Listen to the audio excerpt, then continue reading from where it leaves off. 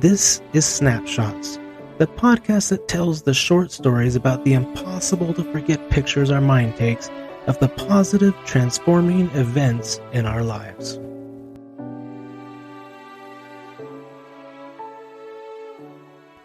Today's episode is Miracle at the Beach. I've loved the beach for as long as I can remember. I was born in Newport Beach, California. Maybe starting life that close to the ocean left an impression. I only lived in California for a few years before relocating to Utah and then on to Idaho for the rest of my life. However, even from that very young age, I have memories of going to Laguna with my family, eating fried chicken, and playing games with the ocean. I remember as the waves receded, running with my little legs towards the ocean as far as I possibly dare, and then when the waves came crashing towards me, running away as fast as I could. Later, as a teen, I recall visiting family friends in California and learning how to boogie board. Just a little hint if you ever do it, when riding a wave, make sure you keep the board's nose up to avoid face planting and eating sand, which I did a lot. Years later, I have visited many beaches, most with my family, in Florida, California, Washington, and Oregon. Mostly Oregon now since I live in Idaho and the Oregon coast is the shortest trip to get to the ocean, although it's really not that close. I did visit Puerto Rico and some of the surrounding islands with my dad once. That was fun despite getting the worst sunburn I've ever had in my life. St. John's was especially beautiful, and that's where I snorkeled for my first time. I've come to appreciate the many differences between each beach and the sometimes astounding beauty where ocean meets land. Waterfalls, caves, tide pools, coves, lighthouses, ruins, petrified trees, cliffs, and more makes each beach area unique and compels me to explore further. I love finding agates. The smooth stones that can be translucent when held to the light fascinate me and spark creativity as I consider everything that could be done with them. Finding an especially beautiful and rare agate is like finding free treasure, and who doesn't like free things? I have many wonderful memories of the beach, but there is one that stands out. Admittedly, not necessarily for the beach itself, but for the miracle experienced there. I was visiting the Washington coast with my spouse, my children, who were teenagers at this time, and my parents. We mainly were in the area to see the San Juan Islands, which, when seen by the ferry in the morning with a bit of mist about the islands, were really quite beautiful and magical.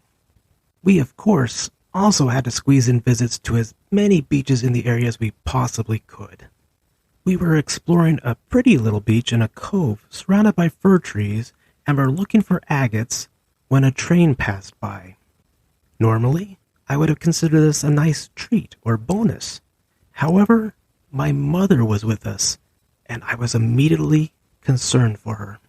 My mom had a troubling medical issue with her ears. Any loud sound from large crowds, noisy restaurants, to movie theaters, to horns honking, to a baby's cry can cause her to crash badly where it forces her to lay down and she feels horribly ill, sometimes for very long periods. Like a typical locomotive, this one was extremely loud.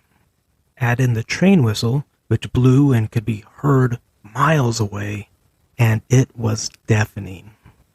But my mom just sat on the sand, peacefully picking through agates without any reaction as the train passed by. We were shocked. She later confirmed that the noise didn't bother her at all, which was unheard of. The rest of us were amazed and considered this a fantastic miracle and not a small one. I wish I was an artist. I wish I had that kind of talent. I would love to put into watercolor the snapshot of what I envisioned in my mind of the occasion. A pretty little cove with small, gentle ocean waves. A white sandy beach at an incline in a semicircle around the water. The whole area surrounded by pine trees, with a train in the background that can be seen through the trees, and my mother sitting on the sand, looking at agates, with an angel slightly bent over my mom, covering her ears protectively with her hands.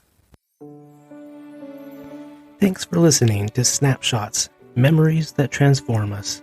This is currently a monthly podcast. However, I would love to hear and share your snapshots. So if you have one from your life that you would be willing to share with listeners, please submit it to rsidwell@email.com. That's rsidwell@email.com. And let me know if you would like your name attached if read on the podcast or left anonymous. If there are enough submissions, then this will become at least a bi-monthly podcast.